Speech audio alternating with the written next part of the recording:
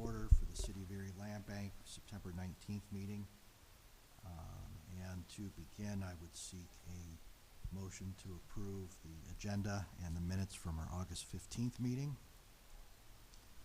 So moved. Second. All in favor? Aye. Aye.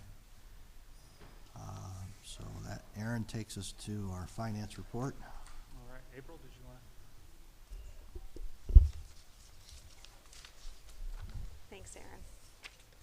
Okay, so we were working on moving the QuickBooks to the new QuickBooks Online, which we started for September 1st. And Aaron and I are set to meet to evaluate the fixed assets portion that's on here to be able to track it better moving forward. But as for this month, it looks like we did have a little bit of income for some sales of properties. There were a few deposits that we received. It totaled $4,750, which we're continuing to receive as Mindy gets those in with her sales contracts and the closings that are done at the attorney's office.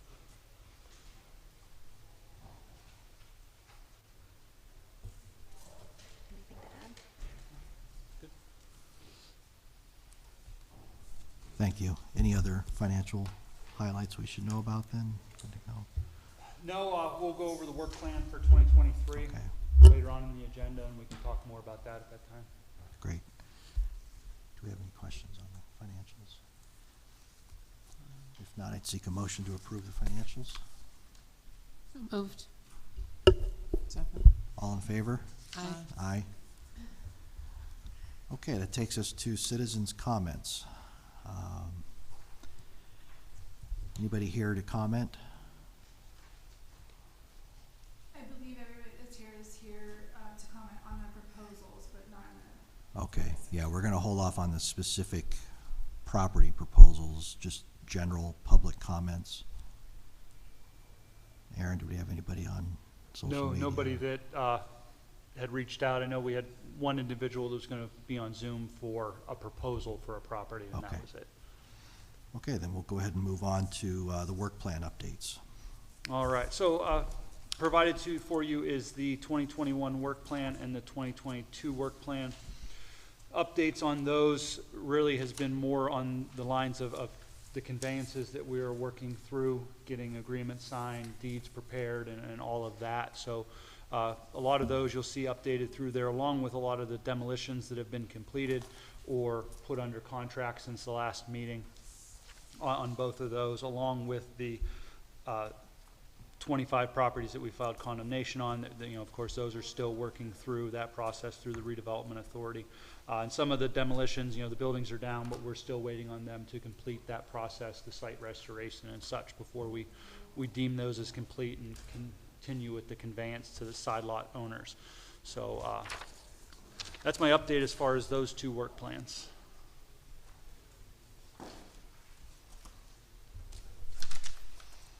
And then, any questions on those? And then we had the pleasure of attending the Reclaiming Vacant Properties Conference in Chicago, and I know Daria was there, and she's welcome to speak on her experience, but we had some good dialogue with some people from some other cities who are dealing with some of the same issues that we are. Got some good ideas out of it. We're working on putting together kind of an overview of what we learned, maybe what we could bring back to the city of Erie. Going to get together with the Erie Neighborhood Growth Partnership later this week, kind of discuss that, since there was a large group of that membership there as well. So we're going to continue those conversations and hope that maybe we can get some best practices out of that and bring it to Erie. Just wanted to say, certainly I was not there on behalf of the land bank. I was there for my own work, but agree with Aaron. There was a lot to see there, particularly around some workforce development initiatives that I think Aaron and I are going to meet and talk about next week in terms of how to keep vacant lots clear and things like that. So lots of great information. Particularly, I was struck by the fact that there were large cities there, certainly Chicago and Detroit. We have a lot to learn, but those are huge scope. But there were also smaller cities. And so I took a lot away from places like Decatur, Illinois, which is really more closer in size to what we are. And so look forward to continuing the conversations there. Thanks. And then one other update as far as the Homes Within Reach conference is the first week of December. The agenda isn't quite out yet, but if there's any board members that would be interested in attending, let me know, and we'll try to facilitate that through the land bank. Okay. There's usually some great sessions on land banking, at that conference as well. Okay, thank you. I would just add to the comments, any kind of, anything we can take back from cities in the region and other land banks and how they're operating is definitely valuable. So, I mean, if there's, even if it's just a couple of high-level points that you want to summarize, maybe for next meeting, that'd be great. Yeah, absolutely. So I know I find various articles on how land banks in other cities are working, and sometimes you learn quite a bit just by seeing what someone else is doing, or learn what not to do too. So Yeah, sometimes that's the, as one article I found last month. So yeah. So anyways, thank you for that update. Anything more, Aaron? that is all I have under the executive Okay. director report. All right, then at this point, we'll move on to the solicitor's report. Gene. Good afternoon, Board. What you have in front of you, again, is just a summary as to what we've been doing over the past month. We've been busy. It's all good. The one I wanted to bring you up to speed with, the number of properties that were taken as the tax sale, there were 10 of them that we needed to clear the title on. There has only been one of the 10 where someone has entered an answer or a response with regard to that property. And that was a lender. It was a mortgage company. They did not respond to the tax sale. So their mortgage or interest has been stricken, but that mortgage is still of record. That's why what I'm trying to do is to clear that. So although they have entered an answer, it's going to be relatively straightforward, where we will move to strike the answer and say, look, the interest that the bank had was lost at the tax sale, so they're coming in too late in the ball game, so that I think the court will acknowledge that and will ultimately agree with me that mortgage will be satisfied of record, despite them trying to come in and exercise some type of an interest. But their answer was so bland in nature, they didn't raise any defenses. They just said denied, denied, denied. Well, that isn't going to carry the ball anyway. So they just, I think someone panicked. They missed it the first time on the tax sale, and now they're trying to loop back in and said, would you just do this, see what happens? So we'll be able to take care of that relatively quick. What I wanted to make sure that the board was aware of as well is most of these properties where we're trying to clear the title were as a result of the owner passing away and the family members not stepping up to the plate to either open an estate or take care of the property because it was in such bad shape that people think, okay, I don't want to step in for fear that I'm going to assume liability or financial obligations or something like that, which isn't the case. But in any event, that's why people tend to just okay, it's Dad's property, it's a mess, I'm just not going to do anything. So what we're doing as part of the clearing of the title is letting the Pennsylvania Department of Revenue through the Inheritance Department know, hey, look, there is this asset that was out there. It may not be worth very much, but there was this asset, so we need to get from them to say, okay, based upon certain values, what, if anything, is owed to the Department of Revenue. So we're in that process. So we will get that decision, but what Aaron and Mindy and I need to really make sure is that, okay, once we clear the title and then the land bank goes to market it to a third-party buyer, we will need to make sure that we've had to pay this to cover that little Pennsylvania inheritance tax, so that we're not putting money out that we can't recoup. And we will be able to, but it's an extra step process. So that's why I put that notation in there, that it's important for everybody to note. And quite frankly, it's a reminder to me as well when we have the clear title, and when we market it to a third party, hey, Gene, don't forget, there are certain expenses that that the land bank has incurred to clear that we need to recoup as part of the sale process. Page 2 is a breakdown, because I wanted the board to see what's been going on. So I've set forth what sales have been completed for the Erie Land Bank in August and so far in September. We have another one scheduled on the 21st, and then as is the custom, everybody's racing to get them in by month's end. So we do have an awful lot here for month end. So I really appreciate Aaron and Mindy's effort to get their arms around this and to push this forward. And then I threw in there just to let you know, because we're somewhat tied together, the redevelopment transactions as well. So we've been running hard. It's all good. We're heading in the right direction. So with that, conclude my solicitor's report. Thank you. Gene, I did have a quick question, just to follow up on that. So, 2 questions actually. Has there been a case where a mortgage company can come back after they bring down a search and they claim they missed it, or I mean, that's not too common, is it? It's very uncommon. It's very uncommon. This is, and that's why I kind of identified it. In 30+ years, I've never heard of DLJ mortgage. It's a small, out of town. It may even be a private individual lender type situation. It's certainly not a PNC. It's a Marquette or Northwest or anybody like that. So, but so that is, Chairman, it's very unusual to have them come out of the woodwork at this point in the ball game.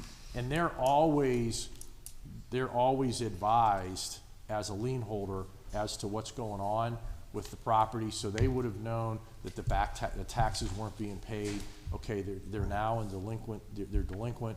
The tax sale's coming up, so I was able to track and see exactly. They were put on notice right straight through. So when I send them the complaint to clear the title, this shouldn't come to a surprise, but it obviously has come across somebody's desk and they're panicking a little bit. But it's good. It'll be dismissed. So it's very unusual. It just sounds like somebody that might have bought up a lot of old debt. Mm-hmm. Right. That's exactly right. Took a risk on it. Right. And then the inheritance Yes. tax that you mentioned, I had never given much thought to this.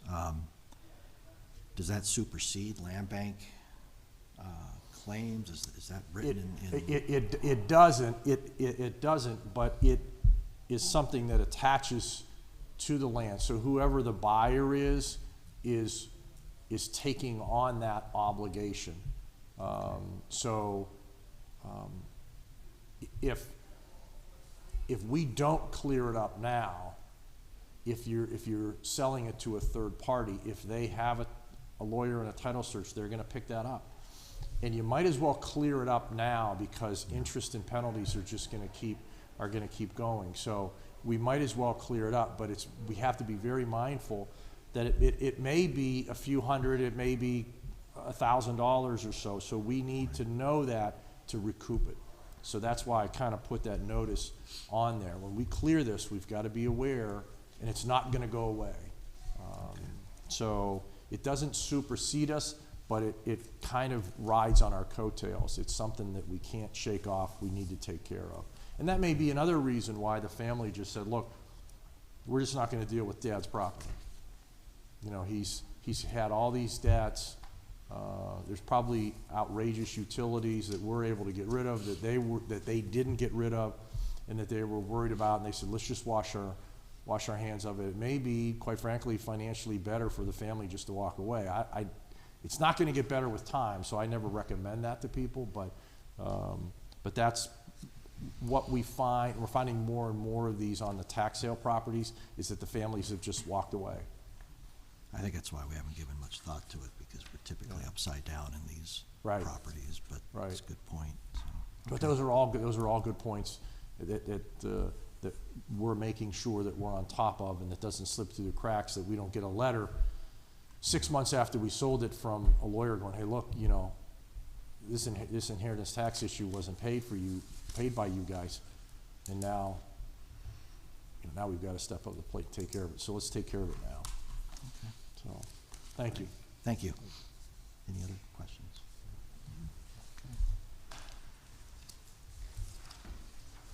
All right, well, let's go ahead and move on to new business. All right. We received a property donation request for 444 East 13th Street. The property was subject to a fire a few months back. The owner doesn't really have any interest in keeping the property. So they're looking, wondering if the land bank would like to accept a donation of it. We did a title search on it. The title search came back clean. The only issue with the property currently is that it is still an emergency demo situation where the city put it down in a pile and it's still there. The owner did receive a insurance payout and is planning to finish the cleanup of the site with those proceeds from the insurance payout. So, Mindy, did you want to add something? Like, did you have a conversation with him about that? I did. Okay. So, through talking through this with the owner and with Aaron, it meets a plan as far as a neighborhood, as far as having that vacant lot. But I think that we put the stipulation in there that we are willing to accept the donation as long as he has it cleared and restored to a vacant lot. So. Is this part of the Greenway Trail? It's a little bit south of the Greenway Trail. There is two potential, in which, the neighboring side lot owners could potentially be an avenue for this for conveyance. It's whether or not, if we accept the donation, he cleans it up, or if we don't accept the donation, he takes the money and runs. And how and who is stuck holding that property down the road when it goes to judicial tax sale. So it's out of the neighborhood. We do own other properties in that area between the land bank and the redevelopment authority. So we certainly have some interest in the neighborhood in those blocks, but it's not directly at this point tied to the Bayfront Greenway Trail project. I'm just curious, how often does this happen where there's an offer to donate a property? It's the first time that I've experienced it. It happens periodically, maybe once or twice a year, depending upon the situation. In most cases, it's somebody who is delinquent in taxes and they want to try to unload it before it becomes, a problem for them or shows up on the judicial tax sale. But in this case, there's no delinquency, the title's clear, it's just that there still needs to be some removal of what the Yes. structure was. Yeah. Okay. Thank you.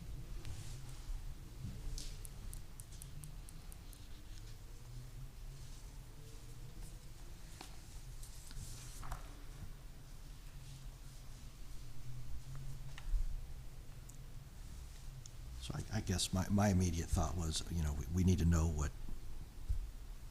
what is our downside, how much, we don't want to inherit any liabilities. I don't want to inherit a demo bill.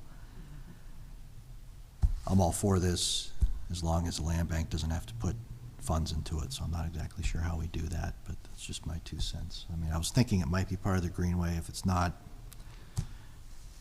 it's fine, as long as it's not costing us or taking us off our focus, but Yes, is this a CDBG demo? Or? it more than Yes, I likely believe was. so, yeah. Yeah, there's probably a city demo lien on the property through the treasurer's office. There is. Yeah, so, we certainly if the board was open to accepting the donation pending the payment of the demo lien and cleanup of the property, that we wouldn't execute any sale of that donation of that property until such time as that were to happen, we're fine with that as well. And we could. I'd be in favor of that. That's what we should do. I think pending a visit with code enforcement too, to make sure it's cleared. Oh, absolutely. We would Yeah. make sure that the demolition coordinator signed off on it as well. Yeah, okay. I would be okay with that then. So you want to seek a motion to conditionally approve this? To accept the donation pending the completion of the demolition and payoff of the demolition lien with the city of Erie. Okay. Can I get a motion for that? I'd be happy to make that motion. Thank you, Chuck. A second? I'll second it. All in favor? Aye. Any opposed? Okay, motion carries. Thank you. All right, thanks. All right, so second on the agenda today is the developer escrow draw schedule. So, a few months back when we added and amended the policies and procedures to add the escrow into developers agreements, we really kind of left it open-ended. There wasn't really any kind of policy or plan in place for how a developer could draw down that escrowed funding. So Mindy put together this developer escrow fund draw schedule and kind of breaks down and goes through, the different steps. Of course, in everything that we do in the developer agreements, we want to emphasize that they're rehabilitating the exterior of the property first. Too many times we see them go in and rehabilitate the inside. So of course, we're going to incentivize the exterior of the property first and then start to break it down and goes, 25, 25, 15, 15, and then 20 until, the project's complete. So that we get the work on the outside, and then of course we get the property rehabilitated, and if everything comes to the end, we have a completed rehab property and they have all their escrow funds back and the land bank's job has been completed. So we just kind of wanted to put it in front of you for your review. Any suggestions, comments, or such. I don't really feel there's a need for a motion unless, we want to add it as an amendment to the policies and procedures. At that point you could make a motion to accept it. Yeah, it seemed reasonable to me. So. Looks fine. All right.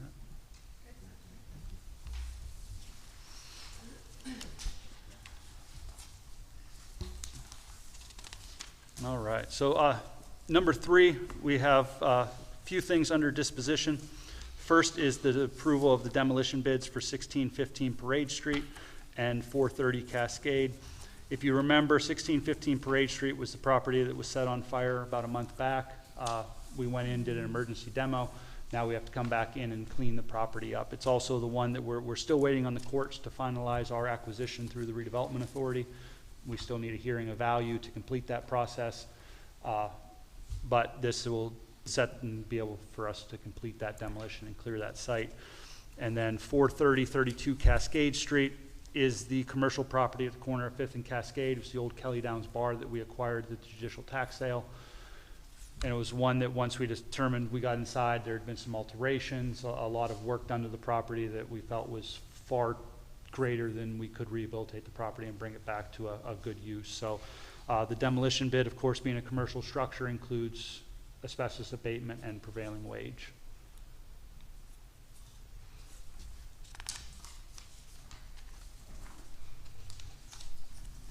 How long do you anticipate Parade Street taking to clear up, to be able to move forward with That we are procedures? waiting on a date from the court. Gene?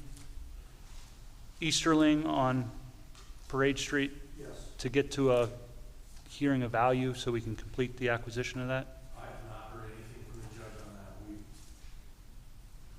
trying to gently persuade it without crossing a line. So it could take a while. I'm just wondering that this bid, they're aware that this may be a while. They're going to hold this bid for us? Yeah, yeah. Okay. It's about time that I inquire again, so I will do that this afternoon. Okay.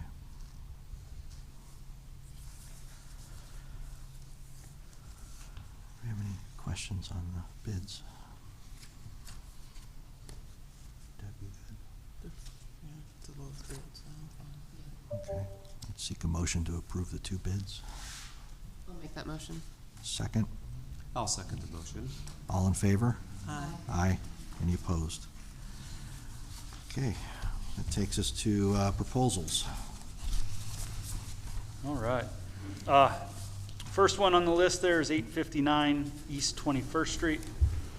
We received 2 offers, one from Sylvester Ollie and one from Extend Realty LLC. And Mr. Ollie's here. Okay. Would you like to make a comment? Sure, yep, come on up, thank you.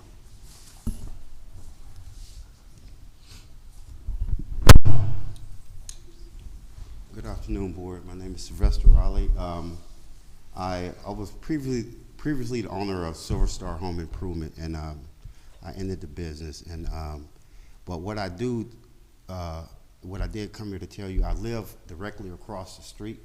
This is the property where I raised my kids, and I own 5 houses on that block. The house previously, the house behind me, and 3 houses up the street. And when I first moved in that neighborhood, the neighborhood was very run down, and it was crime-stricken. You know, a lot of shooting and a lot of stuff going on that I wouldn't want to raise a family. So I made a decision to purchase the properties where I live.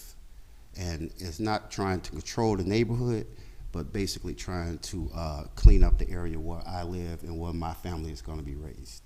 So the houses I did purchase, I did go to the tax sale when we were able to go to the convention center, and I did all the things that you guys required me to do to purchase the properties.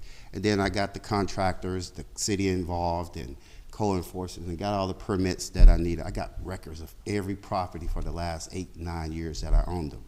And I got them approved for Section 8, you know, and the properties been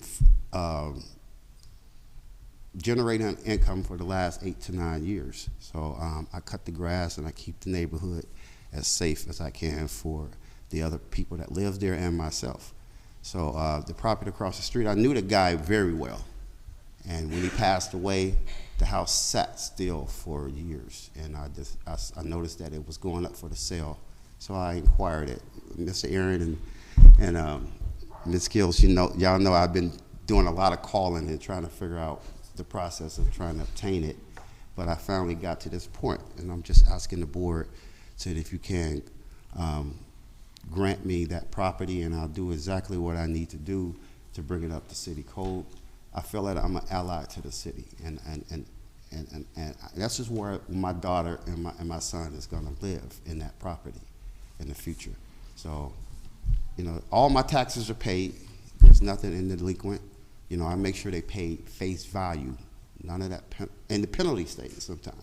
Never in the penalty stage. In the discounted stage is where I take care of it. And I got records of that. And with that, I have the team of guys coming in. Angelo's Roofing wants to do some repairs over there.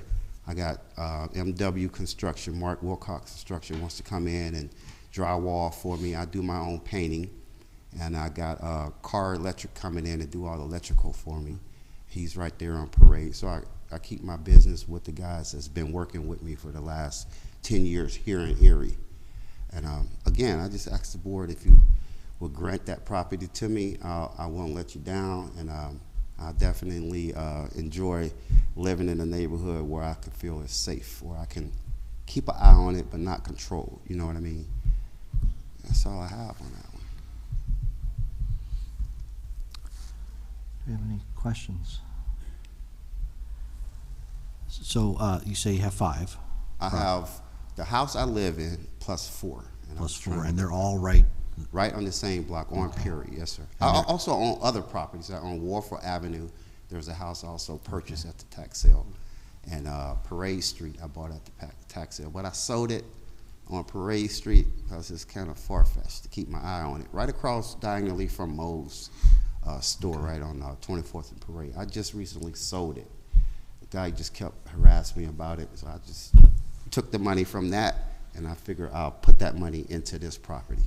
So I have all the funding myself. Only thing I probably would ask you guys for, if there's any help, granting me the windows, because I've been running people out of that house ever since it been boarded up. Even prior to that, I've been claiming it.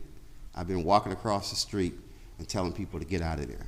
I own it, you know. I kind of took on it, you know, and I been guarding it, you know. I really didn't own it, but I was just telling those guys it was smokers and people like that, and just people just trying to sleep in there at night, and I just kept it protected the best I could without getting myself in trouble, you know. Good. No other questions? So I put in a little work trying to keep them from tearing it all the way down. Right. I just had a question on the time frame for the rehab if you were awarded this property. If I was awarded this property, I would immediately right away go get the building permits, and I'll get Car Electric in there right away with an electrical permit, have him to come in and rewire it. I did go into properties myself. I know you guys don't suggest that, but I did. I had to go in there to see where my investment was, and I noticed that all the water lines, the copper lines, were taken out. So we were going to go back in with PEX line, you know, the plastic PEX.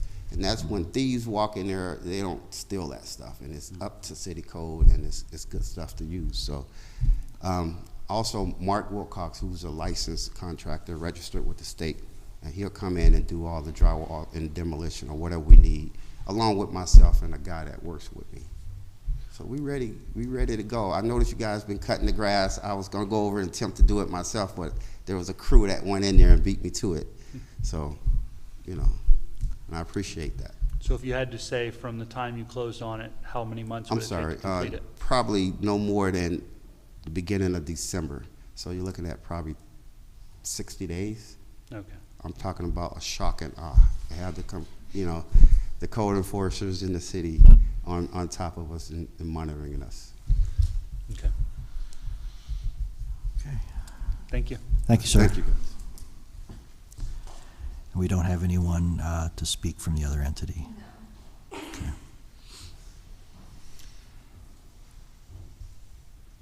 I appreciated Mr. Ollie. Thank you for coming and being here, and thank you for taking care of that neighborhood. I think that's exactly what we want to hear. Certainly, his bid is higher than the other, so I'm fully in favor of awarding the property to Mr. Ollie. Is it a motion?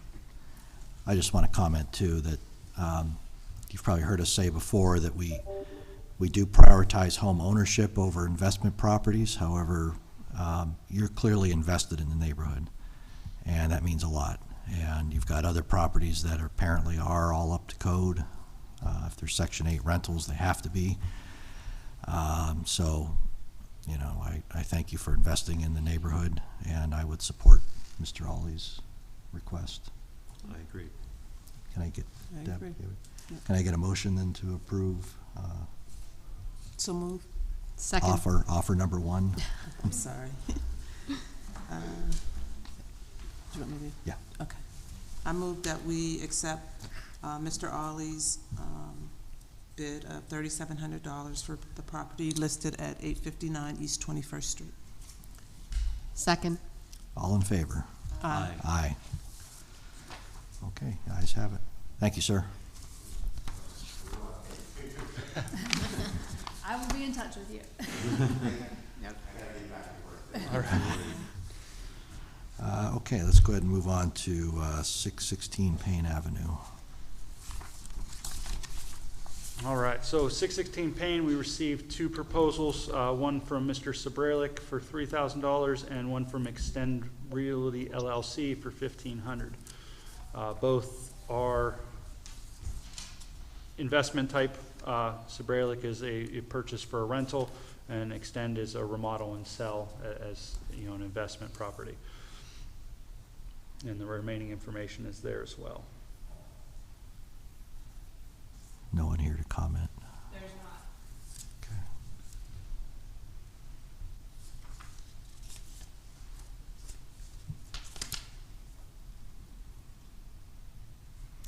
Don't we have experience with Mr. Sabralic on other properties, or am I confusing this with someone else? We do. He acquired a blighted property on East 10th Street privately through an individual, rehabilitated the property, reached out to code enforcement, did what he was supposed to do, scheduled a blight rescission inspection. We went out there, inspected it. You know, he met all the requirements of it, and that's where I had the first initial conversation with him and directed him to the land bank as far as, you know, looking at additional investment within the city of Erie. So he had been very diligent about reaching out and was, you know, excited to put an offer in on some properties. Aaron, Extend Realty is Miro. Do Oh, you- Miroslav. Mhm. Okay. He was a contractor with us as well. Or he had bid a few projects. He never was successful to win, and then he got busy and really didn't attend any bid walkthroughs after that.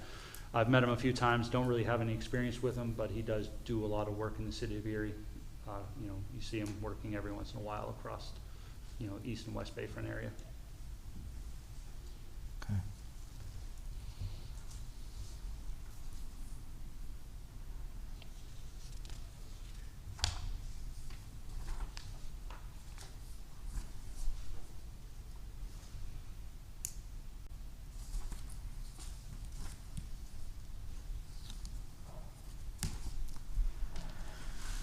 Discussion. I'm sorry? Discussion. I didn't see any discernible reason why not to give it to the highest bidder. That's number one. I mean, just reading through the materials provided, I would say that the purchase price would weigh out. I mean, unlike the first example, that neither one's in the neighborhood, and it's not like really a, No, I mean, we didn't look, I would have to look to see. I know Mr. Sobralik owns a decent amount of properties across the city of Erie, and whether or not he owns anything in that general area, I'm not aware of at this point. Same with Miro, he owns quite a few properties as well.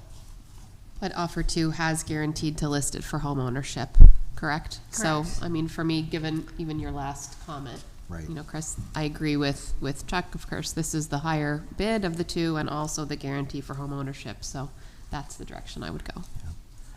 I feel the same.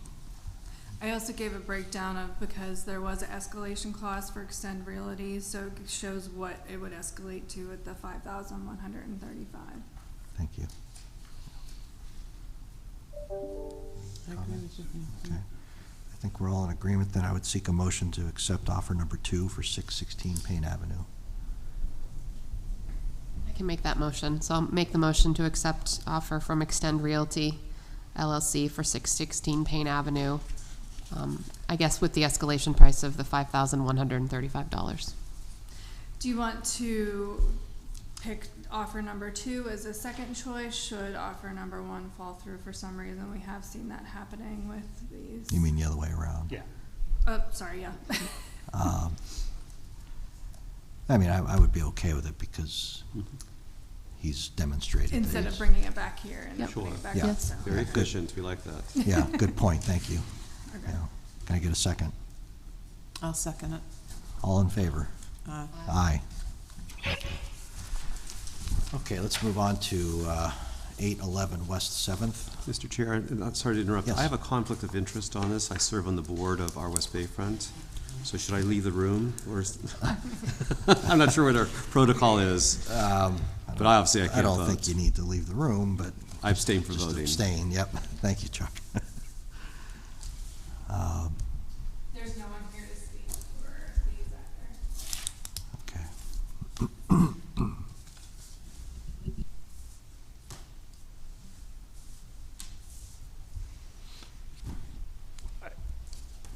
If I can comment, our West Bayfront, and as you, the board may be aware, we're working a group of us through ANGP, Community Land Trust.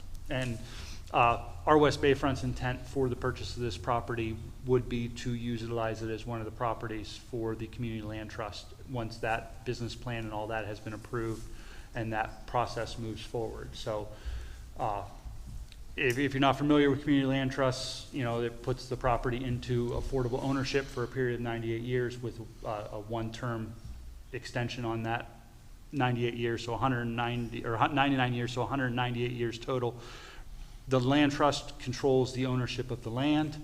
The property owner purchases the structure, pays the taxes on it, and then there's certain obligations they're required and escrow they're allowed to get out of the property, but it will maintain affordable ownership within the neighborhood for as long as the land trust controls the property. What level of affordability? Is this 60%, 40, what? That is determined by the land trust, and they have not made that, we're not at that stage of the development of that at this point. Okay, thank you. It's typically land trusts are around, they try to stay around the 80% AMI, a lot of times for subsidy reasons, because a lot of the subsidy is use of federal funds. So the point I'm getting at is I mean, we're thinking this is going to be aimed for, you know, the working poor, or whatever term you've heard before. But I mean, this is, to me, that's an area that, you know, 80%, a lot of times they don't qualify for other types of assistance, and that's the group that falls into the cracks a lot. I guess what I'm trying to say. I'd just like to add too that I was involved with the Community Land Trust conversations. I think it could be a very valuable tool, both in the city of Erie and in the county of Erie. I know it's just getting started, but having a couple of properties that are ready to go and get that going, I think would be very valuable. So although I understand it's not the highest bid here, I think because of its intent for use, personally, I would be in favor of that offer, just because I think that it will build capacity for and show an example of what can be done in other properties. I agree. My office works with individuals who are 80% and below the area median. Our West Bay Front is doing a lot of revitalization around that area, and I think it would be actually valuable for the city of Erie, so I would be in favor of this offer right here. And likewise, I support the concept, I support the effort. They've got a track record, they've been a trusted community partner. The other offers, you know, they're not for home ownership, so I'm all for supporting our West Bay Front. So I think we're all, most of us are in agreement. If I get a motion to accept offer number 1 for 811 West 7th Street. I move that we accept the offer of 811 West 7th Street that our West Bay Front has proposed. Second. All in favor? Aye. Abstain? Thank you. Acquisition price escalation, 10,000. 10,000, yes. And that takes us to 1743 Fairmont. You can go ahead and do that. So 1743 Fairmont Parkway is back on our agenda. You did pick a first offer the first time. Steve Mickle, he is actually here and has put in an offer again. He ended up declining his offer the first time because he didn't understand the escrow clause of having to escrow the 3 times the purchase amount up to $10,000. And I will let him speak to you more about that once we get there. So the second choice that you had picked whenever we did this the first time was actually the people that put in a new offer, and they are listed under offer number 6. They are not here today. I had called them, emailed them to let them know that their offer was accepted as the backup offer and that we would be able to move forward with it. They never responded to any of my calls or emails. So we are putting this, I put it back out for offers again since we had gone through offer number 1 and offer number 2, felt the only fair choice was to put it back out. We do have some repeat people on here. Offer number 1 is Amanda, and she is here today to speak. Offer number 2 is a repeat from the first time. She is not here. As I mentioned, offer number 5, Steve is here to speak. Offer number 6 is a repeat as well. That was number 2. And then offer number 7 and offer number 8 are both repeats, although everybody has changed their original pricing. One question before we move on. So the second choice, option number 2, did not return your messages when they were notified prior, but then they did resubmit for this. We didn't just take their Correct. previous submission. Okay, thank you. And that was their offer number 6 now, but they were the backup. Yeah. So.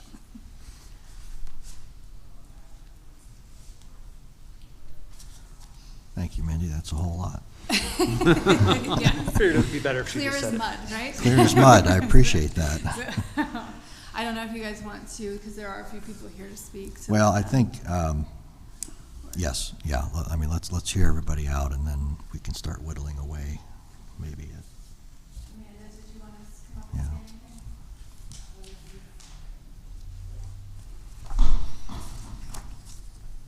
Hello, board. How are you? Hi. Thanks.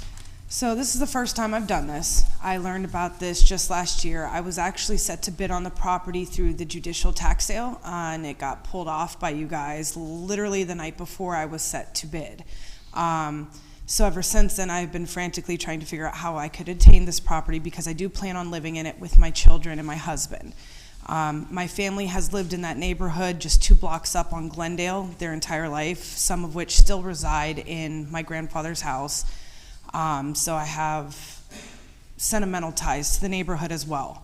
I even went as so far as to try and track down the deceased owner's daughter, who it was originally deeded to, because I was told that I could possibly do a private turnover with her without it leading to this. But I did not have any luck.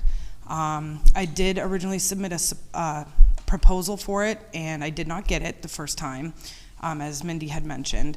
And I was trying to get some clarification on maybe why, and she mentioned that I didn't really have any proof of the escrow amount, which was, I guess, the issue. I had no proof of that, which I brought a copy of this recent tax return to show that I do get about 10 grand or more back on my taxes, which I can use.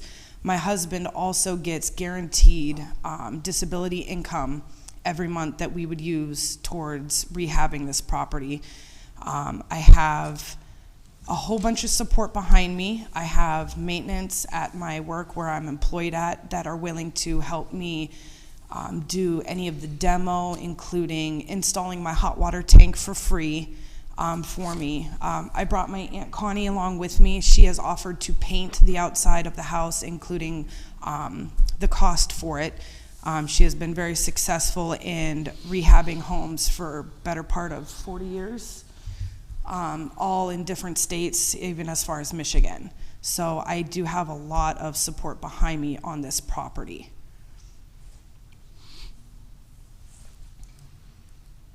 Any questions? No. Thank you very much. Steve, did you want to say anything?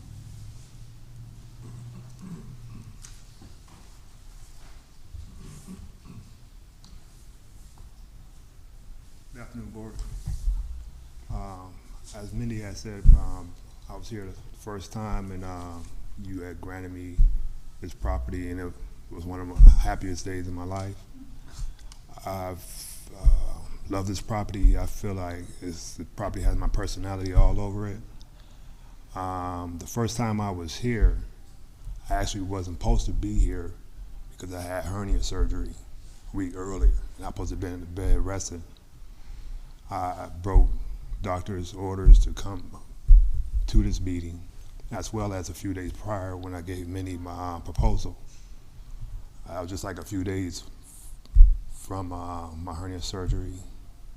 Very painful. I experienced some pain then, but the worst of the pain was already surpassed.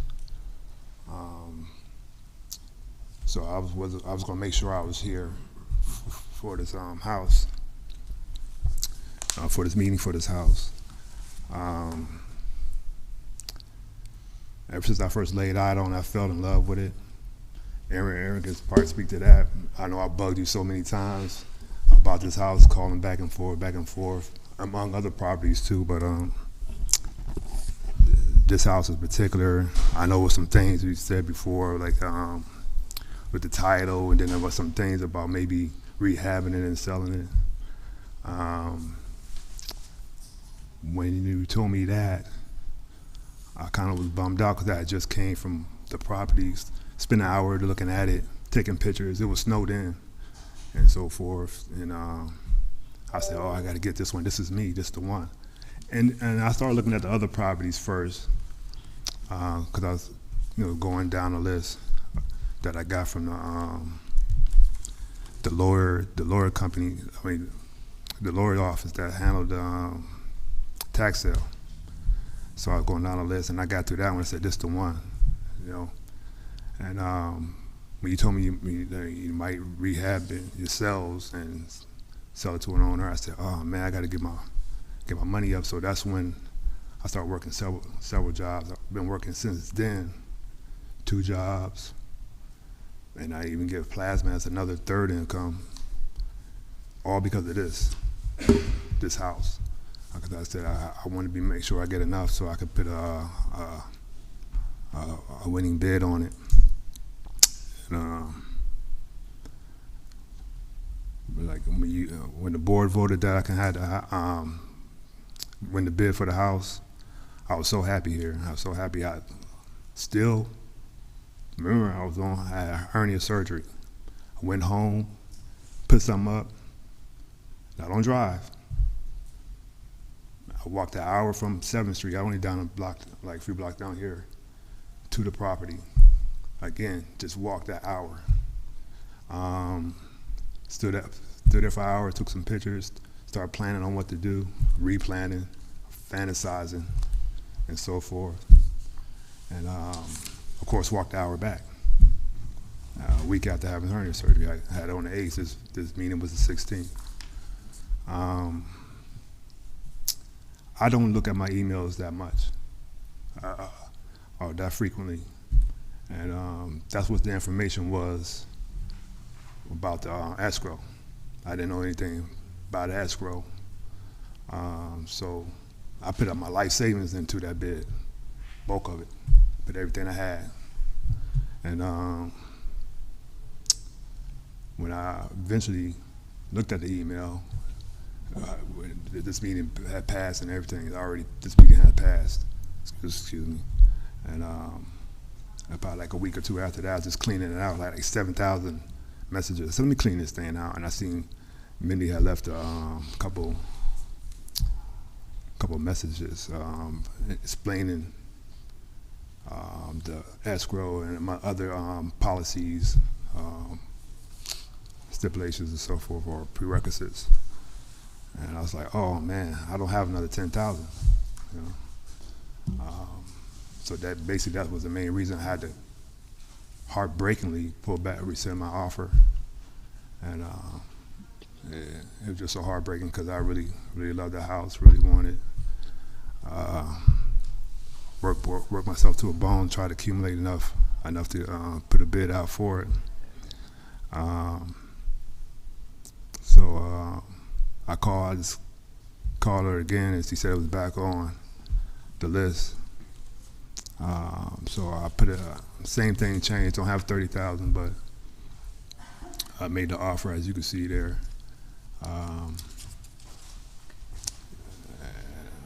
I would love to have another chance to get this house again, you know. That's basically where we at right now. Very good. Thank you, sir. You know, nothing pretty much changed other than, you know, from the reasons you gave me the bid before, but it's just I didn't have that extra $10,000 escrow. Thank you. Thank you. But I do want to give the board the bid I had. I talked to Minnie when I came and submitted this proposal again about some ways that can make that happen. And Okay. hopefully something can happen from that. Awesome. Thanks, Steve. Okay. Thank you.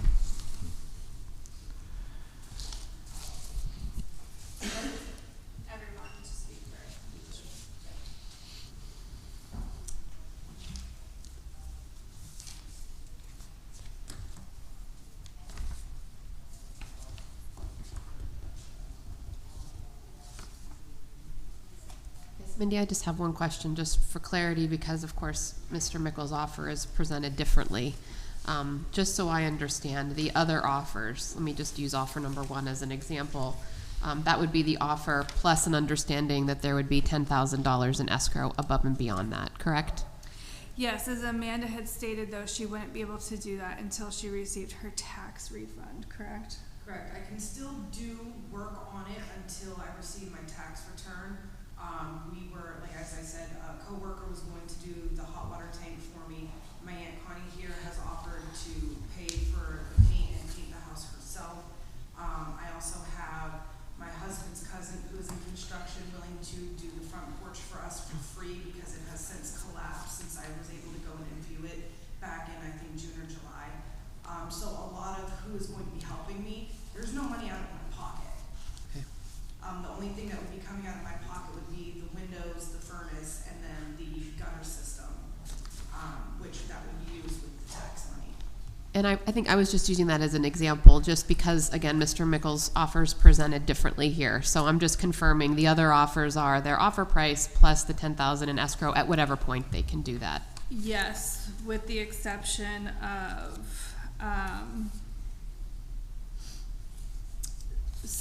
offer number 2 does not have sufficient funds to do the 10,000 escrow. Okay. Thanks for clarifying. Yes. So let me just take a step back here for a second. When we take an escrow on a property, have we ever allowed the escrow to come in later? It's usually at the point of sale. That's how it's written. Yeah, we haven't closed a property yet with escrow. Yeah. So since we had just approved it 2 months ago as an amendment to the policies and procedures, we have not closed on a developer agreement yet with the escrow. We will be by the end of this month, but it has not happened yet. Is it written in those procedures when we need the actual escrow? I can't quite remember exactly how we worded it. I know we worded it that we wanted, the escrow held to make sure that we are getting the project completed, so. I just want to be careful. I want to be careful. But I believe it says at time of closing. Okay, I would imagine. We need to be careful, and this has really nothing to do with specific individuals that are here. We just need to be careful. If we set an example where we say an escrow is required, but we'll wait 6 months for it, I don't know what that does to us going forward. I don't think it's a good thing. No, I would agree. So I just want to, because we're coming out of the gate with this. Yes. That's my only concern about waiting for an escrow. We're under scrutiny enough as it is. Yeah, the intent of the escrow was due to prior situations Right now. where now we have owners who haven't done anything and we have we're gonna have to Right. spend legal fees to reacquire those properties, and all of that comes out of our pocket. Right. Okay.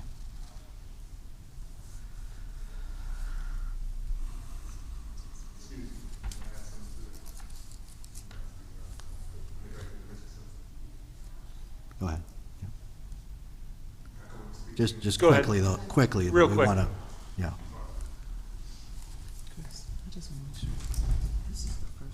Yes, I'm sorry. I've neglected to mention that even though I don't have the $10,000 escrow, I do have some cash.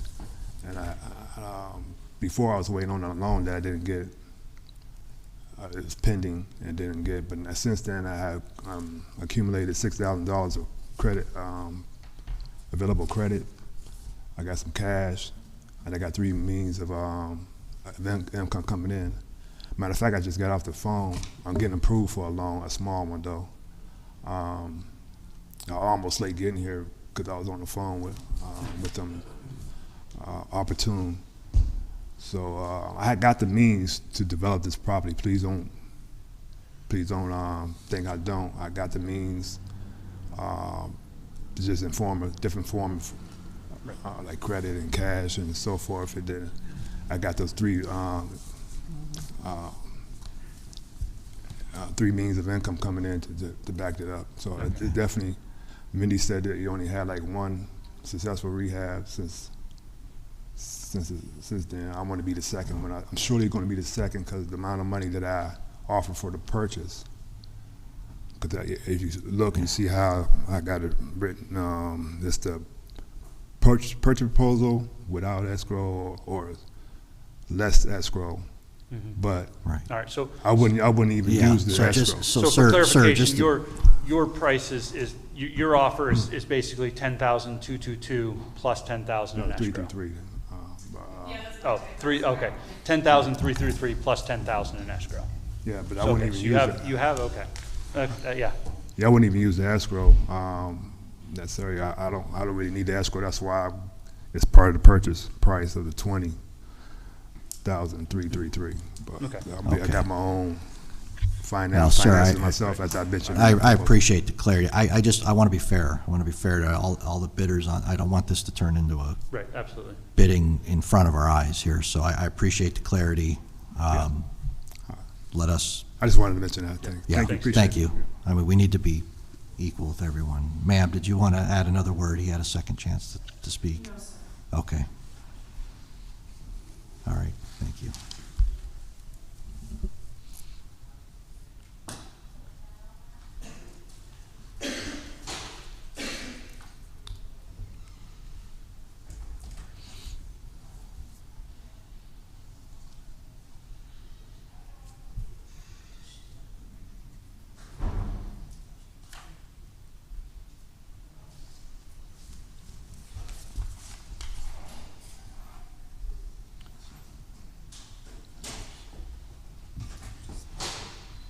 I think what we want to do is maybe start to eliminate the ones we know we don't want, or the direction we want to take. Is I don't know how else better to attack this, so we obviously prioritize home ownership. Given that higher priority, I think we can eliminate a couple. I would eliminate number 7, and I would eliminate number 3, just based on that. We can always come back to them. We haven't completely eliminated them, but we have to start somewhere here. And number 4. And number 4. And number 4, thank you. So on that criteria, number 8 is sort of, I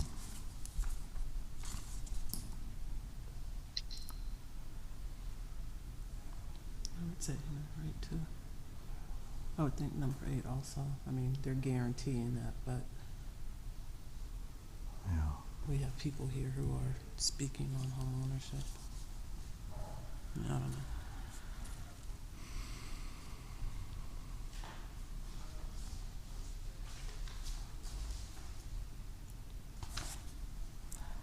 So Mindy, just so we all know, offer number 2 could not provide an escrow and could not show sufficient funds. Correct. Okay. Well, I shouldn't say that. She had funds to do the rehab, but not to do the escrow. Okay.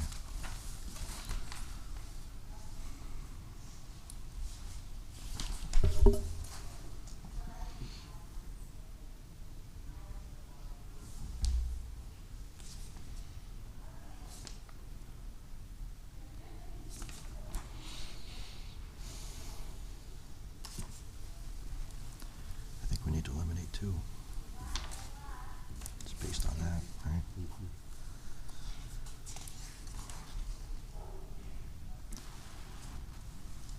What about number 8? To eliminate. Number 8 didn't provide any quotes or estimates.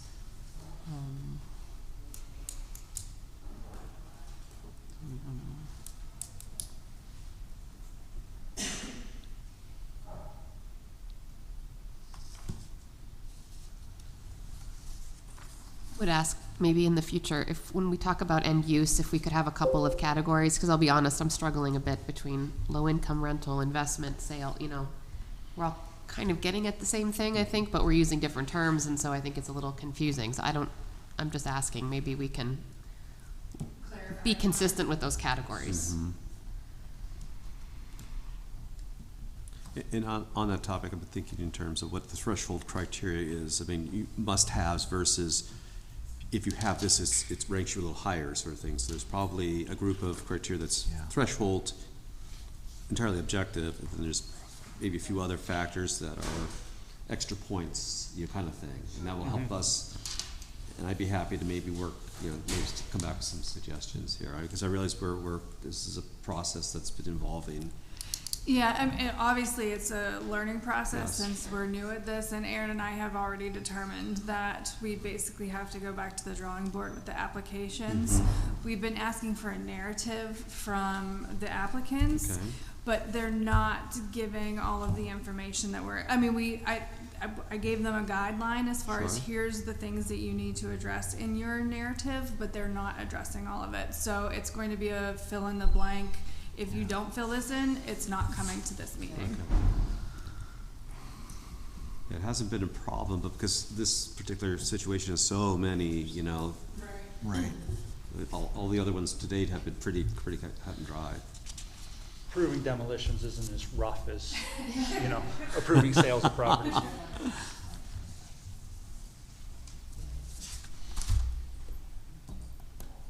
I think we should just look at what. Yep. Yep, yep, yep. Mm-hmm. Mm-hmm.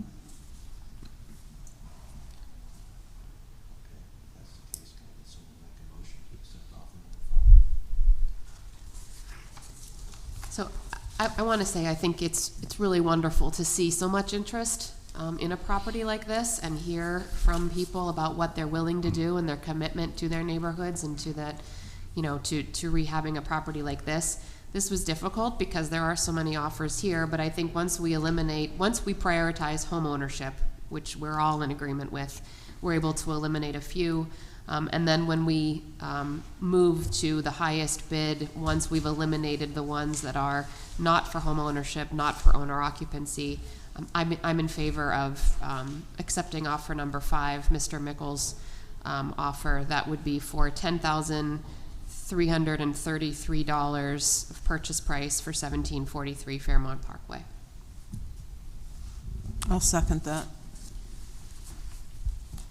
And I would want it structured with the escrow, the 10,333 with an escrow Yes, At the time of closing. yes. at time of closing. Okay. All in favor? Aye. Aye. Any opposed? Okay, ayes have it. Thank you. Okay. Takes us to vacant lot proposals.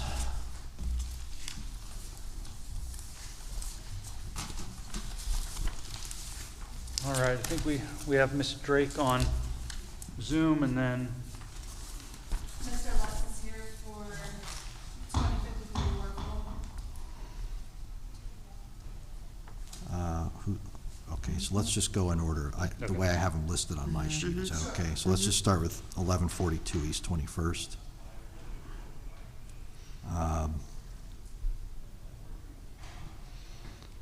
so you have the first, Mr. Arrington is the side lot owner to the west of the property, and then Ms. Howard Fiesta is just a property owner in the neighborhood. She's in that Warple area, but she doesn't own any property in that block. She is actually down about a block and a half from that property is where she lives.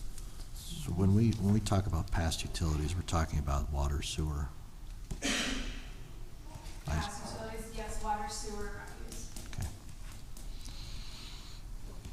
I'm inclined to work with adjacent homeowner. Agree. When all Agree. else is I would agree. equal. I So, agree. I Yep. mean, I would seek a motion to approve Mr. Arrington's offer.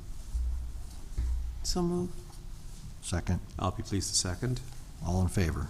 Aye. Aye. 2053 Warfel Avenue. Did you want to say anything? Yeah, I would say first, I appreciate the afternoon cleaned up. I've lived next to this property for 20-some years. The past 10 to 12 years, it's been a blight. I've put over 40,000 into my house. Excuse me, when I had it appraised, it went down from when I bought it due to the property next door to me. And I've had the Board of Health up there because of rodents.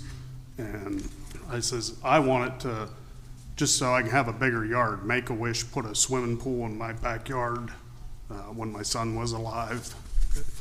And pool's still there in memory of my son, but I would like just to have a bigger yard. I says, I have 2 rescue St. Bernards because they were with my son. And I just like to have some more green space. I says, I've mowed that property even when the people did live there, because they never owned a lawnmower. So I've mowed that property since I lived there for 20-some years. I snow blow the entire block of Warfel Avenue and plow it, because I've had a plow vehicle. And I'm 61, I'm one of the younger people that live on that street, so I take care of all the retirees. And I just, would like to say thanks to Minnie for getting something done, because I have lived here and, because I've always dreaded, I was gonna tell you that somebody's ripped you guys' plywood back off the basement windows, so I assume they're probably in there. I just worry about a house fire just because, houses are so close. And so I will be glad. I guess it is coming down for sure. I've seen everybody out there, every utility company, and it's been a blessing, I will say. And that's all I wanted to say. Thank you. Thank Thank you, you. thank you, sir. The other offer is adjacent as well, just frontage is different. Yes, they back up to the property. They own the property on Buffalo Road.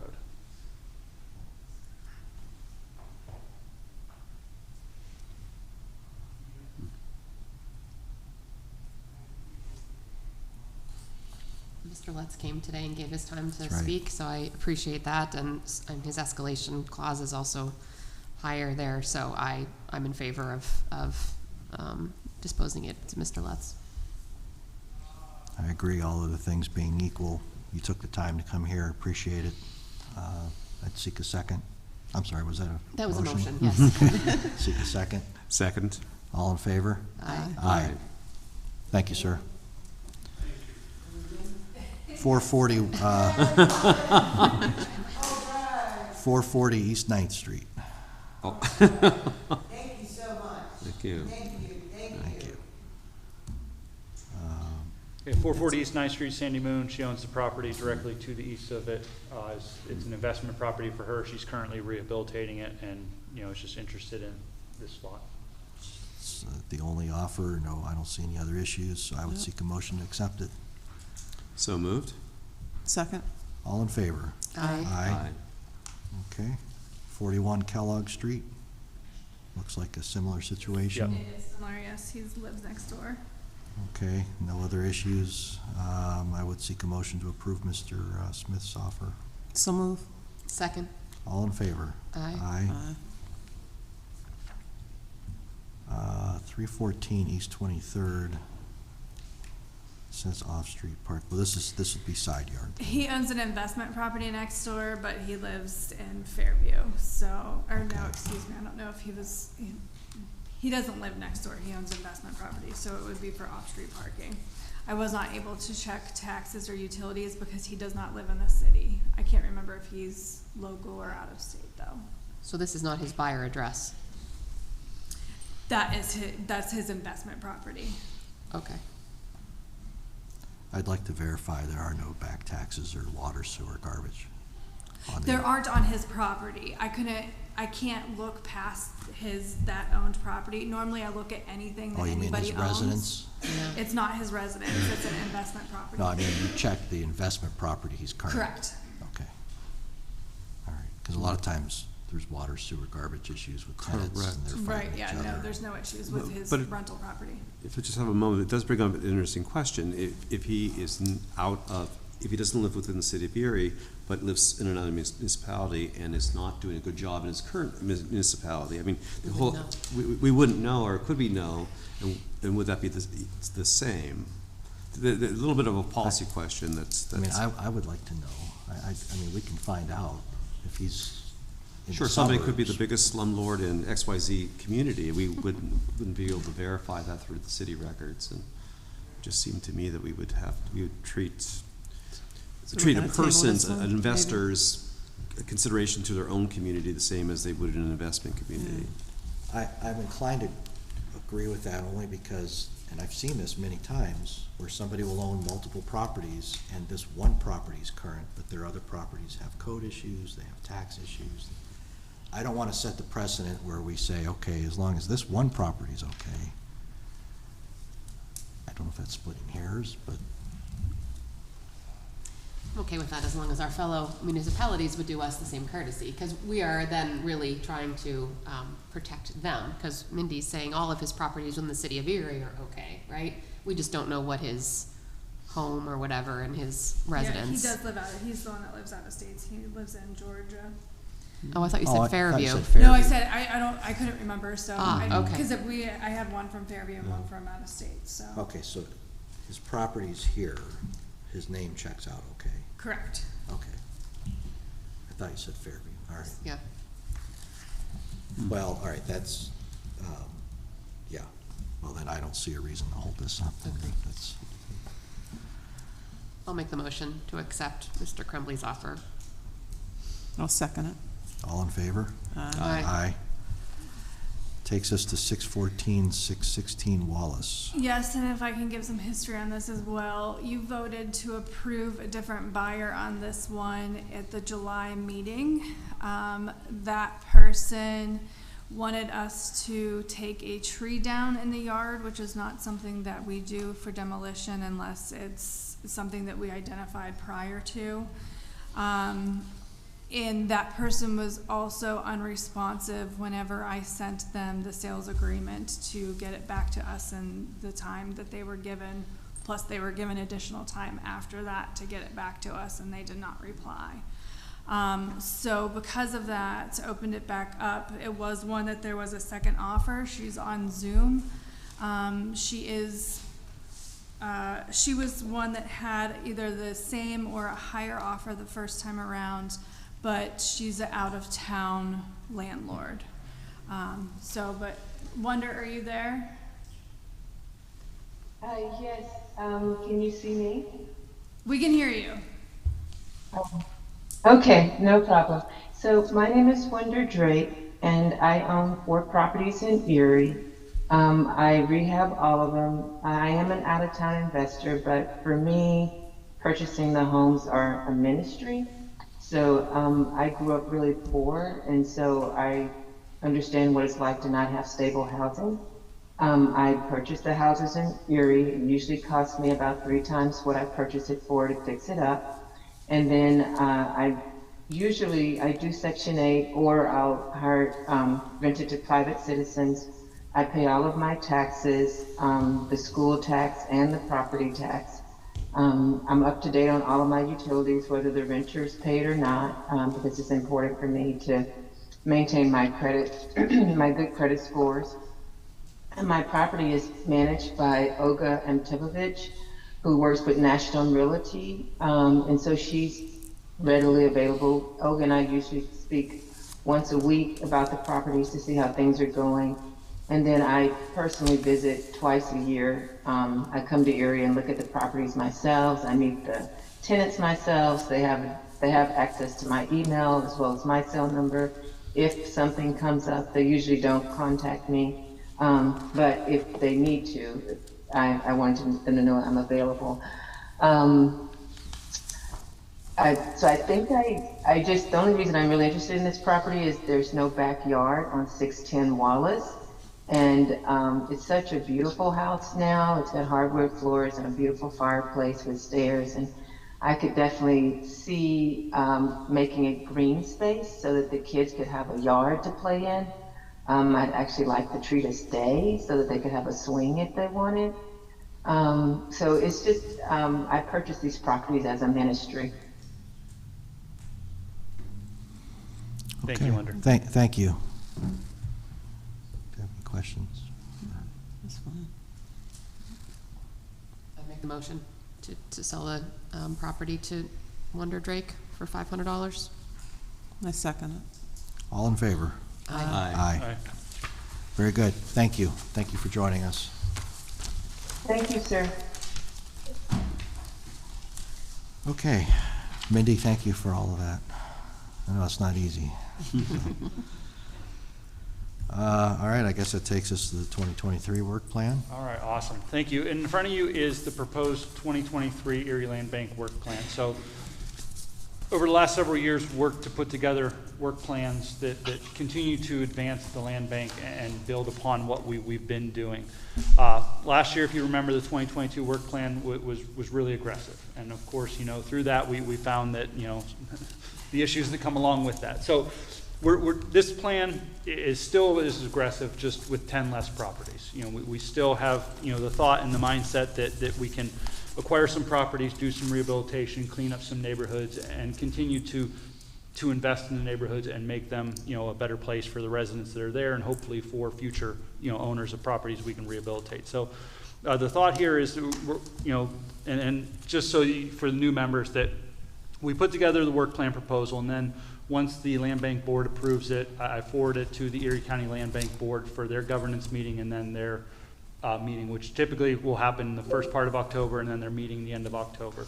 At that point, the Erie County Land Bank Board approves it, and then we can put together our 2023 operating budget for the land bank based off the approval of the use of their gaming revenue funds.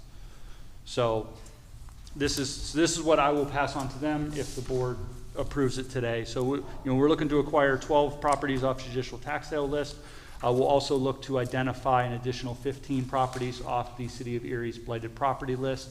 I know last month we talked about, you know, where we want to prioritize, and certainly, you know, we'll continue to look at where we have current investment, you know, along the commercial corridors, but then also given the fact that the Redevelopment Authority has the American Rescue Plan money, and that money is focused on the qualified census tracts. But that does leave us into those areas, 26th Street South. There's an area up by the Erie Cemetery that's out of it, and some of the areas over the Warfel, Fairmont, McClelland area is not also in a qualified census tract. So, and we've, over the last couple years, we've seen an increase of blight spreading south of 26th Street. So certainly, you know, those 15 acquisition, we would look to strengthen that line across the 26th Street area as well, and try to mitigate that blight as we get it. You know, we know what happens in a lot of the other areas when, you know, the blight has just continued to grow because we didn't have the resources to mitigate it. So we have the resources with the land bank to help mitigate that. So that's kind of where we'll prioritize, and of course, you know, we'll put together those lists and maps for the board for approval at that time. But you know, of course, we estimate 23 demolitions, 2 environmental abatements, 2 rehabilitations, you know, of course, seasonal maintenance, board and seals, trash removal and clean out. As you can imagine, we get these properties, they have many things that come along with them. So that's all included in there, along with administrative staffing, administrative and legal costs. Source of fund breakdown. So the demolition right now, we utilize the county's Act 152 demolition fund for our demolition. So 160,000 of that, 410,000 in the Erie County Land Bank's gaming revenue funds, roughly 19.5 in property sales, and then we're going to look at a fair grant to kind of help match this. So if we are successful and awarded that, of course, that'll be taken into consideration at that time. But that's just the general proposed budget for the land bank for next year. I can't do the math in my head, so I'm going to ask you, do the sources of funds balance out with the proposed budget? I'm just curious. Yes. Okay. Yes. So every year, we know the sources of funds coming in and what we're going to use, and that we don't have a carryover from the prior year or anything like that. So how the Erie County Land Bank works is every month we put together a disbursement request based upon our work plan for costs that we have incurred. They will front us money for operating expenses, but it's basically what we utilize is what we get. Okay. There's no carrying over $300,000 from a previous year. It's all, they retain it. And typically, like, we're still operating the 2021 work plan for those properties and the 2022. And once we successfully complete those properties, then we'll basically tell them we're out and we'll close that work plan. So are you Looking for a motion to approve the proposed work plan for submittal to the Erie County Land Bank for their approval. Okay, and then we'll identify individual properties later. Yes. Which, you know, Yeah, so- you've heard us say we want to make sure we're being focused and intentional, but that can be identified later. So Right. So yeah, okay. the October meeting will be our meeting for a presentation to you of the tax sale acquisition, so that we can have that approval for the November tax sale, and then we will start to put together the other blight list acquisitions probably early next year. Okay. Well, I think it's a workable, manageable, realistic plan. So I don't have any questions or concerns about it. Now I'd seek a motion to approve the proposed 23 work plan. I move that we approve the proposed 2023 work plan. Second. All in favor? Aye. Aye. Okay, that takes us to other business. Any other items? Nothing else for the agenda at this time. Okay. And I just want to say again, thank you for the hard work. There's a lot that goes into this. And thank you to, most folks left, but thank you to all who came, took the time to come in here and explain what you're working on, and we appreciate you investing in the city. At that point, I think we're ready to adjourn. Thank you, everyone. Thank you.